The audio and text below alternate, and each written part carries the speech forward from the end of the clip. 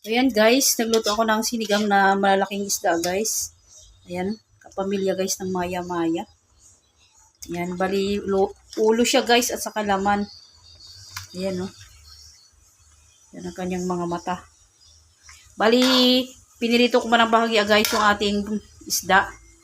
Saka ko siya ginisa sa sibuyas, bawang, kamatis, luya. Yan. Tapos nilagyan ko siya ng sinigang sa sampalok. Tapos lagyan ko siya ng patis, pechay, at itong siling green natin. Hindi ko na napakita sa inyo guys. Nag-fast forward na ako. Ayan guys. Galaki.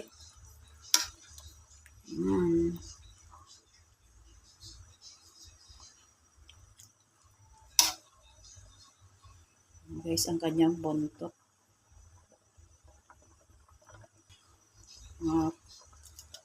Laman guys.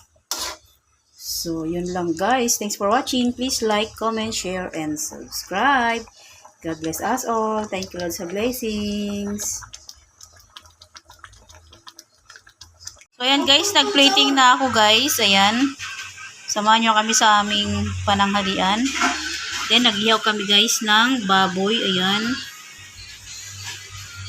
Tapos, itong embutido guys na almusal namin kanina. So, ayan guys. Let's eat guys.